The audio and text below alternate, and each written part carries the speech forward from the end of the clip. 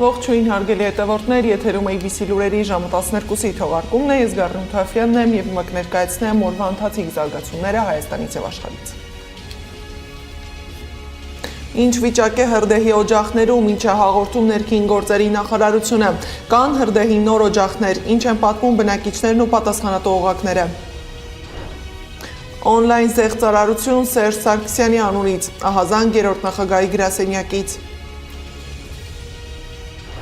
Նամակ գերտերությունների նախագահներին Բաքվում գտնվող Վիգեն Էլջեքչյանի առողջական վիճակը վատթարանում է։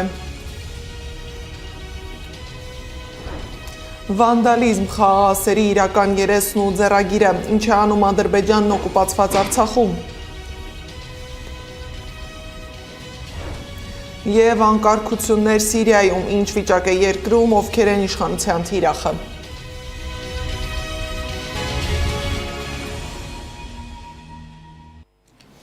Նախքան հիմնական լրահոսին անցնելը, ընթանում է կառավարության հերթական նիստը։ Զբոսաշրջության և մարզային ենթակառուցվածքների զարգացման համար վերակառուցման և զարգացման միջազգային բանկը Հայաստանին 120,5 միլիոն եվրո վարկ կտա։ Որոշումն ընդունել է կառավարությունը։ Վարկային այս համաձայնագիրը Հայաստանի և բանկի միջև ստորագրվել է 2025 թվականի հուլիսի 22-ին և 23-ին։ Ծրագրի ընդհանուր արժեքը կազմում է 120,5 միլիոն եվրո, որից 96,4 միլիոն եվրոն վարկային միջոցներ են, իսկ 24,1 միլիոն եվրոն կառավարության համաֆինանսավորումը։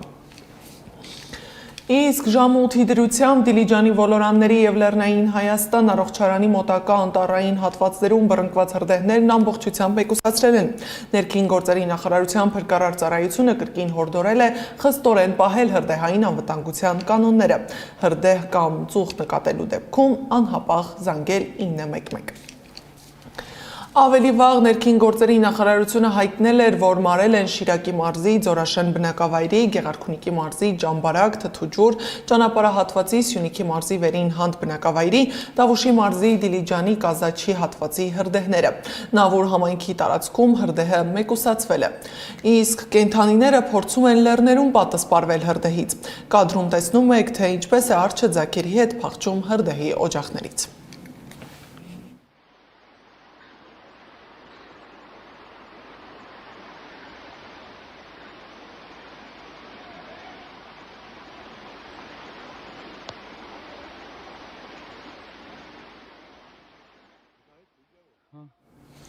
Մի քանի օր է ինչ Տավուշի, Գեղարքունիքի մարզերում հրդեհներ են։ Մի քանի օր առաջ Ջամբարակի հատվածում էին շատ մեծ ցանկատարածություններ և անտառներ այրվում։ Այնուհետև կրակը տեղափոխվել է Տավուշի մարզ։ Գյուղի հնաբնակները չեն հիշում նման հրդեհներ աշնանը։ Մեր նկարահանող խումբը եղել է Դիլիջանում խոսել բնակիչների ու տեղում աշխատող մասնագետների հետ։ Տեսնենք, թե ինչ է ֆիքսել մեր տեսախցիկը։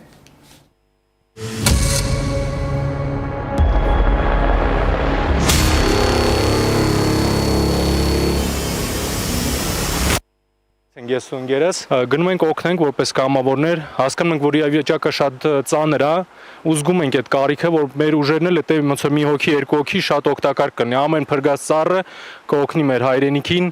դե մանավանդ Դիլիջանին։ Դիլիջանը ոնց որ մենակ այդ տուրիստներով այդ ամեն ինչով ապրում, այս ծառերը չլինի, ոչ մի բան չի լինելու։ Ցավոք սրտի, որ մեր քաղաքային բաներին զանգում ենք, ոչ մի մարդ հեռախոս չի վերցնում, ընդհանրապես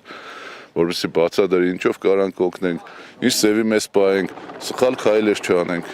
Այդ ամեն ինչը պետք է կազմակերպված լինի, էլի, այդքանն է մեր ուզածը։ Մենք ոչ ուզում ենք ուրիշ բան, ոչ էլ կարող ենք հենա լիքը գործիքներ ունենք, բան ենք արել, որը Երևանից են բերում հրդեհի մարման իրեր։ Կարող ենք այդ ամեն ինչը տանք, փոխանցենք, օգնենք, բայց ֆիդբեքը մունիցիպալ ծառայություններից զրո է։ Դիլիջանում ծագած հրդեհի ահազանգերի հետքերով մենք այսօր շրջեցինք քաղաքում։ Փորձեցինք տեղում ծանոթանալ իրավիճակին և հասկանալ, թե ինչ փուլում են հրդեհաշիջման աշխատանքները։ Համայնքապետը մեր զանգերին չպատասխանեց, այցելեցինք համայնքապետարան, սակայն ոչ նա և ոչ էլ նրա տեղակալը տեղում չէին։ Ազգային պարկից մեզ փոխանցեցին, որ բոլոր աշխատակիցները մասնակցում են հրդեհաշիջման աշխատանքներին և որևէ մեկի հետ չենք կարող խոսել։ Ներդաշիժման աշխատանքները իրականացնում է փրկարարծառայությունը եւ բավականացնում են թե մարդկային ուժը, թե տեխնիկան եւ այս պայդրությամբ նման կարիք չկա, եթե նման կարիք լինի, բնականաբար առանձին իհարկե շնորհակալ ենք մեր կամավորական խմբերին, բայց եթե առանձնահատուկ լինի դրա կարիքը, մենք բնականաբար առանձին հայտարարությամբ հանդես կգանք։ Իսկ Դիլիջան հիվանդանոցի փոխտնօրեն Սահակ Մկրտումյանը չցանկացավ տեսախցիկի առջև մեկնաբանություն տալ։ Միայն ասաց, որ այս ընթացքում սուր շնչառական խնդրով որևէ քաղաքացի չի դիմել հիվանդանոց։ Այս պահին իրավիճակը հանդարտ է։ Քաղաքացիներին որևէ վտանգ չի սպառնում, բացի օդի աղտոտվածությունից։ Հրդեհի բաց օջախներ չկա։ Սա փաստեց նաև շրջակա միջավայրի նախարարության էկոպարեկային ծառայության պետ Վլադիմիր Կիրակոսյանը։ Անահիտ Սարգսյան, Նորայր Հակոբյան, ABC Media։ Ամենին զուգահեռ սոցցանցային տիրույթում շարունակվում են խարդախությունները։ Փորձել են զեղծարարություն անել երրորդ նախագահ Սերժ Սարգսյանի անունը գործածելով։ WhatsApp հավելվածում ստեղծել են Սերժ Սարգսյանի անունով կեղծ օգտահաշիվ, որից տարբեր մարդկանց ուղարկվում են հաղորդագրություններ։ Երրորդ նախագահի գրասենյակն արդեն դիմել է համապատասխան մարմիններին, տեղեկացնելով զեղծարարության մասին եւ պահանջելով արգելափակել կեղծ օգտահաշիվը։ Նրանք խնդրում են չպատասխանել նման հաղորդագրություններին, չտրամադրել որևէ անձնական տվյալ։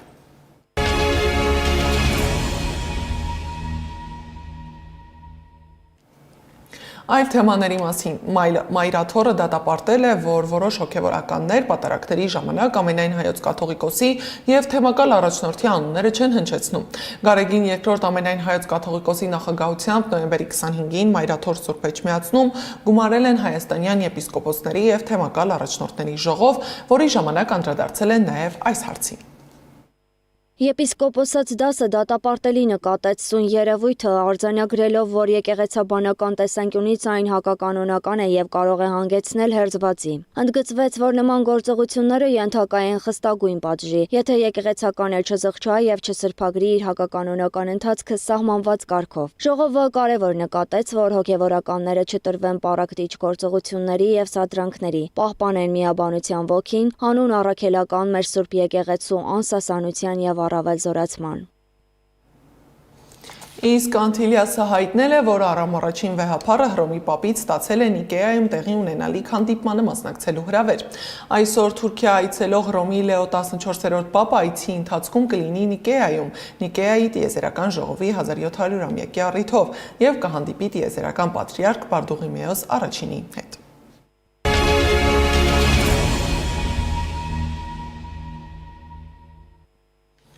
Արցախ միությունը Եվրոպական խորհրդարան է ուղարկել իր ու գործընկերների վերջին ամենալայնածավալ զեկույցը Ադրբեջանում ապօրինաբար պահվող մեր 23 հայ պատանդների վերաբերյալ։ Զեկույցը կազմել են գործընկեր կազմակերպությունների, միջազգային եւ համեմատական իրավունքի կենտրոնի, իրավունքի գերակայություն հասարակական կազմակերպության, հայկական իրավական ճակատի եւ մի խումբ անհատ իրավապաշտպանների հետ։ Հայ գերիների նկատմամբ բռնության ֆոնին կոչ են անում ԵԽ պատգամավորներին այցելել Բաքու։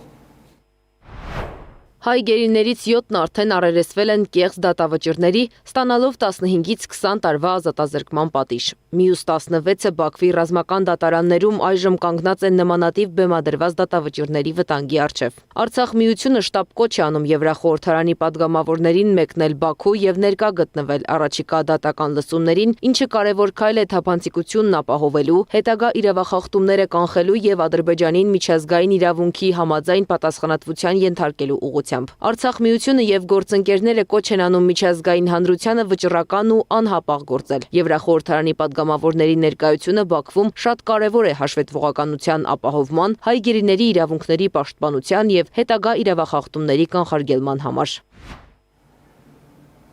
Բաքվում բանտարկված լիբանանահայ Վիգեն Էլջեկչյանի մասին ընտանիքը որևէ նոր հաստատված տեղեկություն չունի, բացառությամբ այն հեռախոսազանգի, որը նրան թույլատրել էին անել անցյալ շաբաթ։ Փաստինֆոյին հայտնել է միջազգային իրավապաշտպան Վիգենի փաստաբան Լուսիանա Մինեսյանը։ Վիգեն Էլջեկչյանի ազատ արձակման համար նամակներ են ուղարկել Թրամփին, նրա տիկնոջը, Իսրայելի եւ Արգենտինայի նախագահներին։ Իրավապաշտպանի խոսքով դիմել են նաեւ միջազգային կառույցներին։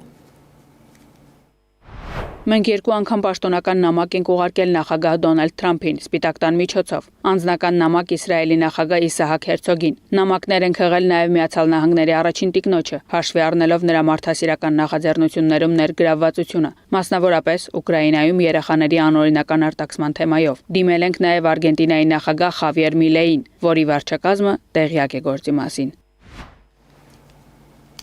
Իսկ այս ամենի ֆոնին պաշտոնական Երևանը, Անկարան, Բաքուն ու միջազգային հանրությունը խոսում է խաղաղության ու ճանապարհների ապաշրջափակման մասին։ Հայտարարություն է տարածել Թուրքիայի ազգային անվտանգության խորհուրդը, հաշվի առնելով Հայաստանի եւ Ադրբեջանի միջև խաղաղության գործընթացում վերջին դրական զարգացումները, քննարկել են երկկողմ եւ տարածաշրջանային գործակցության հնարավորությունները։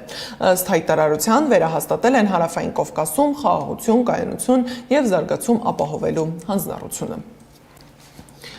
Ռուսական երթուղիներ ընկերության գլխավոր տնօրենի առաջին տեղակալը հայտարարել է, թե Ադրբեջանի տարածքով դեպի Հայաստան տարածիկ ճանապարհի բացումը ստեղծում է լրացուցիչ լոգիստիկ հնարավորություններ։ Նրա խոսքով, չնայած գործընթացի նոր բնույթին, առաջին փորձնական բեռնափոխադրումն արդեն ավարտվել է։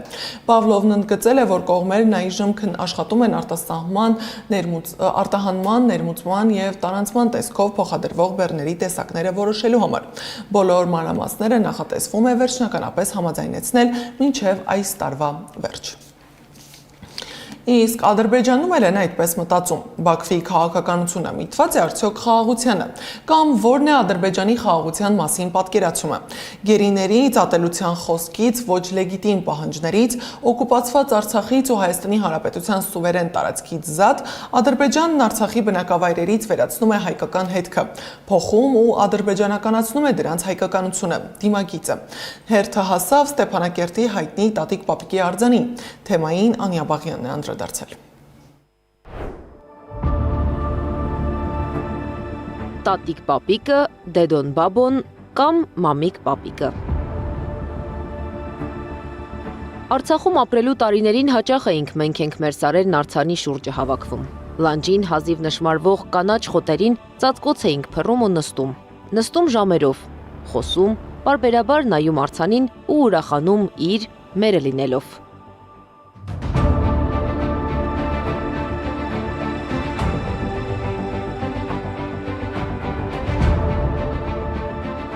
Պատերազմից ու Արցախի բռնագաղթից հետո խոր հոգոցն ու լուսանկարներն են մնացել հակարից այս կողմ։ Այն կողմում Տատիկ Պապիկն են, Դեդոն Բաբոն կամ Մամիկն ու Պապիկը, որ պղծելու գործին է անցել Բաքուն։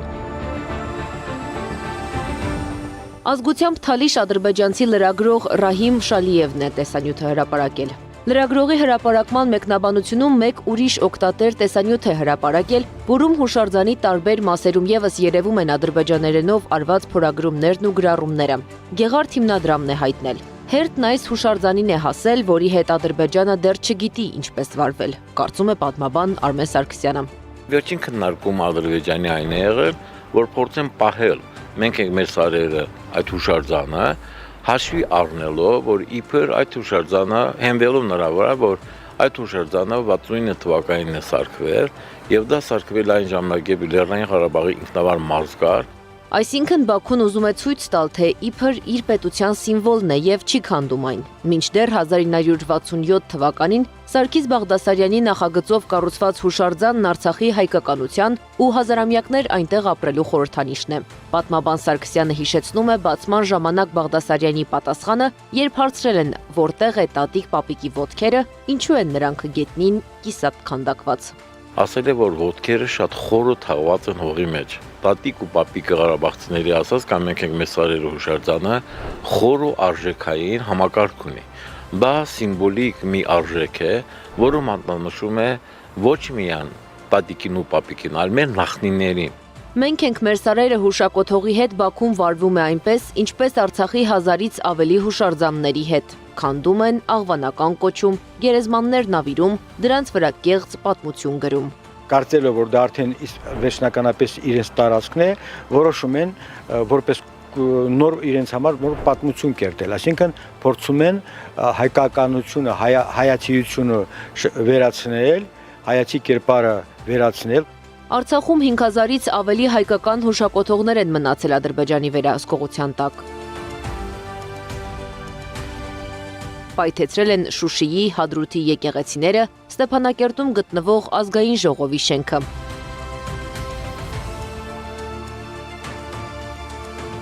Արցախում իր վարած մշակութային վանդալիզմի քաղաքականությանը զուգահեռ Բաքուն նորից ընտրվել է ՅՈՒՆԵՍԿՕ-ի համաշխարհային ժառանգության կոմիտեի անդամ, պարտավորվելով պահպանել մշակութային հուշարձանները։ Անի Աբաղյան, Նոնա Գևորգյան, ABC Media։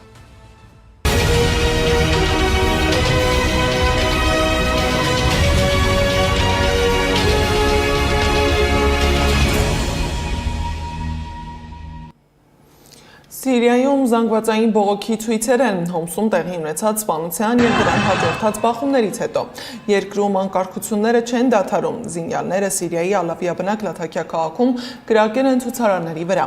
Անկարգությունները սկսվել են Ալ-Մուհաջիրին ալավիական թաղամասում, մերձավոր արևելքի թեմաներով մասնագիտացած հասարակական խմբերը հաղորդում են, որ եղել են սպանություններ, կողոպուտներ, վառել են մեքենաներ, վնասել են դպրոցներ ու հիվանդանոցներ։ Այսպես կոչված սիրիական անվտանգության ուժերը ժամանել են տարածք վիճակը վերահսկողության տակ վերցնելու համար։ Որոշ տեղեկությունների համաձայն ջարդերի պատրվակը եղել է սուննի ամուսինների սպանությունը։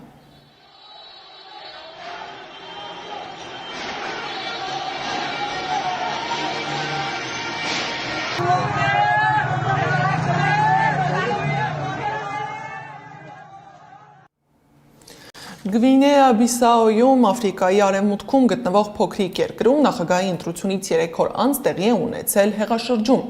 Նախագահ Ումարո Սիսոկո Էմբալոն հայտարարել է, որ իրեն ձերբակալել են զինվորականները։ Կարճ ժամանական զինվորական սպաների մի խումբ հայտարարել է, որ երկիրը լիովին իրենց վերահսկողության տակ է։ Հրապարակման համաձայն ձերբակալել են նաև Գվինեա Բիսաոյի զինված ուժերի գլխավոր շտաբի պետին, նրա տեղակալին եւ ներքին գործերի նախարարին։ Ավելի ուշ մի խումբ սպաներ հեռուստատեսությամբ հայտարարել են, որ դադարեցրել են ընտրական գործընթացը եւ կկառավարեն երկիրը մինչեւ հետագա ծանուցում։ Ավելին սպաները փակել են երկրի սահմանները։ Գվինեա Բիսաուն Աֆրիկայի արևմուտքում տեղակայված փոքրիկ երկիր է, 2 միլիոնից մի փոքր ավելի բնակչությամբ։ Այն Աֆրիկայի ամենաաղքատ երկրներից մեկն է։ Վերջին 55 տարիների ընթացքում այնտեղ տեղի են ունեցել 9 հեղաշրջում եւ հեղաշրջման փորձ։ Միջազգային մյուս լուրերը ռեպորտաժում։ Սպիտակ տան մոտակայքում կրակոցներ են հնչել AP-ի տվյալներով դուժել է ազգային գվարդիայի 2 ծառայող, նրանց առողջական վիճակի մասին տեղեկություններ չկան։ Թուրքիան 6.5 միլիարդ դոլար արժողությամբ ռազմական պայմանագրեր է կնքել Չինաստանի հետ օդային պաշտպանության եւ զենքերի համալիրների արդիականացման համար։ Մամուլում հայտնվել է Թրամփի եւ Պուտինի օգնականների գաղտնի զրույցի ձայնագրությունը։ Միացյալ Նահանգների նախագահի հատուկ բանագնաց Սթիվ Ուիթքոֆն անցյալ ամիս հեռախոսազրույց է ունեցել Կրեմլի բարձրաստիճան պաշտոնյայի հետ, առաջարկելով, որ նրանք միասին աշխատեն Ուկրաինայի համար Գազայի նմանատիպ ծրագրի վրա եւ որ Պուտինը պետք է այդ հարցը բարձրացնի Թրամփի հետ զրույցում։ Գրում է Bloomberg-ը հրապարակելով խոսակցության ձայնագրության ընդարձակ սղագրությունը։ Ֆրանսիացի իրավապահները ձերբակալել են եւս 4 մարդու, որոնք կարող են կապ ունենալ Լուվրի աղմկահարույց կողոպուտի հետ։ Ձերբակալվածները 2 տղամարդ եւ 2 կին են 31-ից 40 տարեկան։ Իրավապահ մարմինները չեն մանրամասնել, թե կոնկրետ ինչի համար են կասկածում բերման ենթարկվածներին։ Նշում են միայն, որ կասկածյալների ընդհանուր թիվը հասել է 8-ի։ Հոնկոնգում հրդեհը մարել չի հաջողվում, զոհերի թիվը հասել է 36-ի, եւս 279-ը համարվում է անհետ կորած։ Հոնկոնգի բնակելի համալիրում բռնկված հրդեհի դեմ պայքարում է ավելի քան 760 հրշեջ։ Հնդկաստանի օդերևութաբանական վարչությունը կանխատեսում է շատ ուժեղ տեղումներ Անդամանի եւ Նիկոբարի կղզիներում։ Բացի այդ, կանխատեսվում են ուժեղ տեղումներ Թամիլնադուում եւ Անդհրա Պրադեշում։ Ցիկլոնը, որը թափանցելու է երկիր, ունի Սենյար անվանումը, որը թարգմանաբար նշանակում է առյուծ։ Այն Հնդկաստան է ներթափանցում Ինդոնեզիայից։ Սեդա Մակարյան, Նոնա Գևորգյան, ABC Media։ Այս ժամի համար նախատեսել էինք այսքանը, շարունակեք հետևել մեզ YouTube-ում, Facebook-ում, Telegram-ում, Instagram-ում ու TikTok-ում կամ այցելեք մեր պաշտոնական կայք www.abcmedia.am։ Ես Գարուն Թաֆյանն եմ, շնորհակալություն ուշադրության համար։ ABC լուրերի հաջորդ թողարկումը եթերում կլինի ժամը 15-ին։ Տաղավարում կաշխատի իմ գործընկեր Սվետլանա Պետրոսյանը։ Մենք կհանդիպենք ժամը 18-ին։